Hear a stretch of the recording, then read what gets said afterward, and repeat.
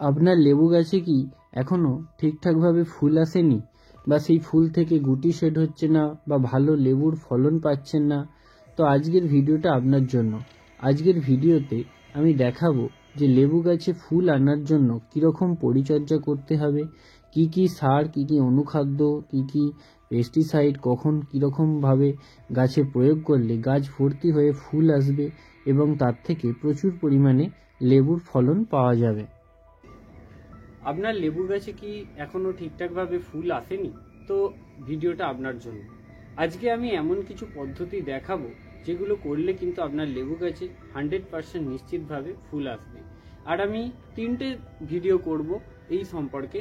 প্রথম, ফুল আনার জন্য কীরকম পরিচর্যা করবেন, তারপর গুটি সেট হওয়ার জন্য কি করবেন, এবং গুটি সেট হওয়ার পর যেটাকে ফলে কনভার্ট করার জন্য কীরকম পরিচর্যা করবেন। 3টে ভিডিও থাকবে। তো আজকে ফার্স্ট পার্টের ভিডিও করব যে কিভাবে ফুল আনার জন্য কি কি করতে হবে, এখন গাছে কীরকম পরিচর্যা করতে হবে। অবশ্যই নতুন কিছু জানবেন। তো দেখুন কিভাবে আপনারা অতি সহজ পদ্ধতিতে লেবু গাছে প্রচুর পরিমাণে ফুল আনতে পারবেন। তো আজকের ভিডিওতে যাওয়া যাক। তুমি দেখাতে দেখুন আমার কিছু কিছু লেবু গাছে কিন্তু এখনই ফুল আসা শুরু হয়েছে, কিছু কিছু গাছে কিন্তু এখনো ফুল আসেনি। যেমন এই কমলা লেবুর গাছটা, এর প্রচুর ফুল এসেছে কিন্তু এখনো এর মধ্যে ফুল আসেনি। আগামী বছরেও গত বছরেও এর প্রচুর ফুল এসেছিল, এখনো কিন্তু এবছর আসেনি।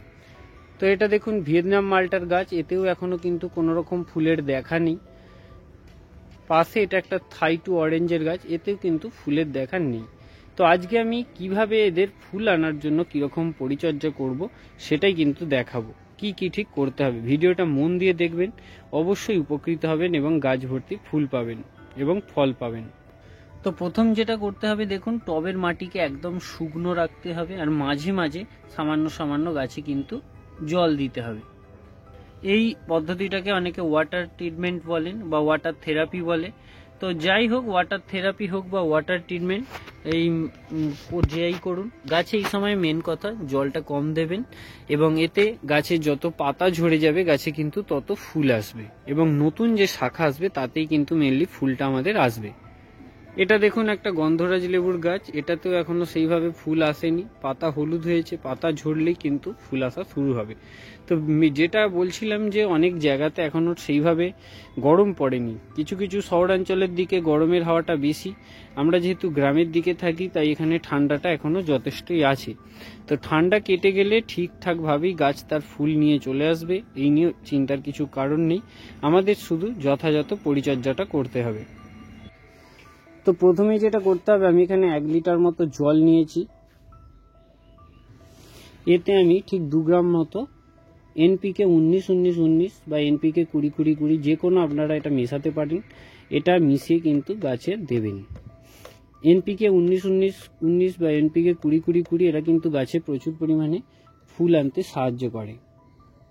তাছাড়া এই সময় আমরা যদি গাছের গোড়া খুঁচিয়ে কোনো সার দিতে যাই তাতে কিন্তু গাছের শক লাগতে পারে, সেই দিক থেকে আমাদের কিন্তু এই সময় এনপিকে 19-19টা, এটা পাতায় স্প্রে করার ওষুধ, এটা আমরা কিন্তু দিতে পারি, যেটা কিন্তু গাছের নিতে খুব সুবিধা হবে এবং দ্রুত সেটা গাছ গ্রহণ করতে পারবে এবং এর রেজাল্ট আমরা ভালো পাবো।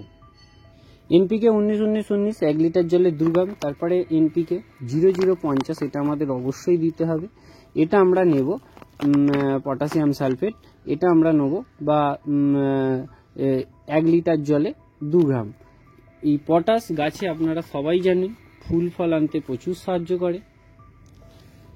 এই 0050 এটা আমরা 1 লিটার জলে কিন্তু 2 গ্রাম দেব। আপনারা যেরকম গাছ আছে সেই অনুপাতে এই মিশ্রণটা তৈরি করবেন। এর সঙ্গে আর কি কি দেব দেখুন, একটু আমি দেখাচ্ছি। এতে একটা আমরা মাইক্রোনিউট্রিয়েন্ট দিচ্ছি, যার মধ্যে থাকবে কপার আছে দেখুন, ম্যাগনেসিয়াম, ম্যাঙ্গানিজ, আয়রন, তারপর হচ্ছে আপনার জিঙ্ক, বোরন, সমস্ত কিছু কিন্তু এর মধ্যে এই মিশ্রণটার মধ্যে আমাদের আছে। আপনারা যে কোনো অনুখাদ্য ব্যবহার করতে পারবেন, এটা ব্যবহার করতে হবে, আমি কোনো কোম্পানির প্রমোশন এখানে করছি না। যে কোনো আপনারা অনুখাদ্য, সেটা লিকুইড ফরমেশনে হোক বা সেটা সলিড ফরমেশনে হোক, আপনারা কিন্তু ব্যবহার করতে পারেন। আপনারা বাজার থেকে কিনে জিঙ্ক সেটাও আপনারা ব্যবহার করতে পারেন। তো এইটা আমি ব্যবহার করব 1 লিটার জলে, ঠিক এই 1 ml মতো। এই অনুখাদ্যটা কি করবে, আমার গাছের যে পরাগ, ফুলের যে পরাগ, সেগুলোর যেমন মাত্রা বা পরাগের কোয়ালিটিটা ঠিক করবে, তেমনি আবার আমার গাছের শিকড়ের গ্রোথ করবে। আবার ফল যখন হবে সেই ফলটাকে ধরে রাখতে সাহায্য করবে। ফল ফেটে যাওয়ার যে সমস্যা হয় সেই সমস্ত সমস্যাগুলো হবে না। এরপর আমি আরেকটা জিনিস ব্যবহার করছি, সেটা হচ্ছে ভিটামিন। এই ভিটামিনটা আপনারা 1 লিটার জলে, যে কোনো ভিটামিন আপনারা ব্যবহার করতে পারেন। এর ডোজ আছে দেখুন 1 লিটার জলে 1 থেকে 1.5 ml। আর এর মধ্যে কি কি জিনিস আছে, ভিটামিন যেগুলো গাছের অত্যন্ত প্রয়োজনীয় ভিটামিন, সেইগুলো কিন্তু আছে। এছাড়াও বিভিন্ন হরমোন যেগুলো গাছের প্রয়োজন, সেই সমস্ত জিনিসগুলো আছে। তো যে কোনো ভিটামিন আপনারা গাছে ব্যবহার করতে পারেন। আমি কোনো ভিটামিনের নাম এখানে করছি না, আপনারা আপনাদের পছন্দের মতো ব্যবহার করতে পারেন। তো এটা আমি 1 লিটার জলে 1 ml কিন্তু দিলাম। তার এই ভিটামিনটার নামটা একটু তবু আপনাদের বলে দিই, এটা আলটিমেট ভিটামিন। এটা আপনারা ব্যবহার করতে পারেন যে কোনো ফুল, ফল, শাকসবজির গাছে। আর এর আগে যে আমি মাইক্রোনিউট্রিয়েন্টটা ব্যবহার করলাম, সেটা হচ্ছে জেকো কোম্পানির গোল্ড এপসম ফর্মুলেট, এটাও ব্যবহার করলাম। এটা আমি মাইক্রোনিউট্রিয়েন্ট হিসেবে ব্যবহার করলাম। আরেকটা জিনিস আমি ব্যবহার করছি, এটা হচ্ছে ডিফেন্স, এটার নাম। এটা ফুল আনতে অত্যন্ত গাছে সাহায্য করে। বিগত বছরগুলোতেও এই ওষুধটা আমাকে খুবই সাহায্য করেছে। তো এটা হচ্ছে combination of highly effective amino acid আর ব্যাসোনোসাইড আর সিউইড এক্সট্র্যাক্ট। এই 3টে জিনিস এর মধ্যে আছে। আপনারা আপনাদের পছন্দের সিউইড এক্সট্র্যাক্ট ব্যবহার করতে পারেন। এটা আমি 1 লিটার জলে 1 ml গুলে কিন্তু স্প্রে করব।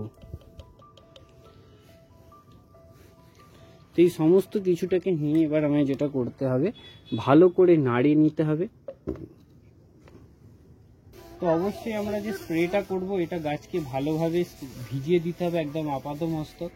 আর যেটা করতে হবে, স্প্রেটা অবশ্যই সকাল একদম সূর্য ওঠার আগে বা আবার বিকালবেলায় সূর্য অস্ত যাওয়ার পর এই সময় করবেন। এতে কিন্তু সব থেকে ভালো রেজাল্ট আমরা পেতে পারব।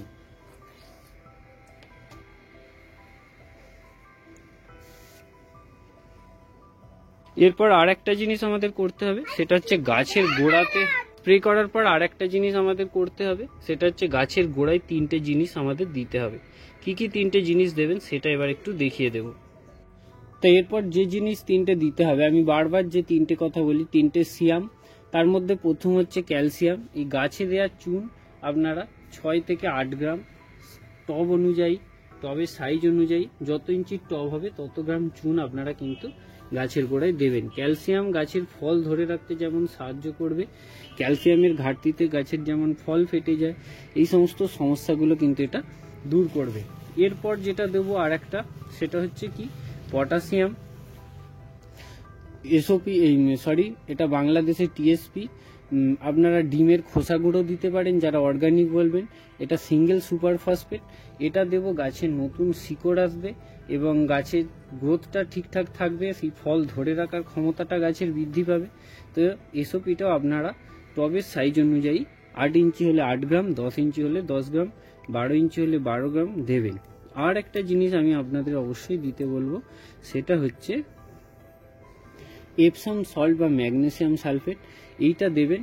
এটা কিন্তু গাছে আমাদের যে ম্যাগনেসিয়ামের যে ঘাটতি সেটা যেমন মেটাবে, পাতার কালার ঠিক রাখবে, ফলের কালার ঠিক রাখবে। তাই এই 3টে সিয়াম কিন্তু অবশ্যই গাছে দেবেন এবং জাস্ট এইভাবে টবের উপরে ছড়িয়ে দেবেন এবং এতে কোনো মাটি খোঁচাখুঁচি করবেন না। এই সময় শিকড়ে কোনো রকম কোনো আঘাত আপনারা করবেন না। এরপর জাস্ট এইভাবে আপনারা গাছের গোড়ায় সামান্য জল দিয়ে দেবেন, ব্যাস। এই কাজটা করলেই দেখবেন আপনারা কিন্তু গাছে 10 থেকে 15 দিনের মধ্যে গাছ ভর্তি হয়ে ফুল আপনাদের এসে যাবে, 100% গ্যারেন্টি। তো এই ছিল আজকের ভিডিওটা ভালো লাগলে অবশ্যই লাইক করবেন, শেয়ার করবেন এবং সাবস্ক্রাইব করে আমার চ্যানেলটির সঙ্গে জুড়ে থাকবেন। ধন্যবাদ, দেখা হবে পরের ভিডিওতে।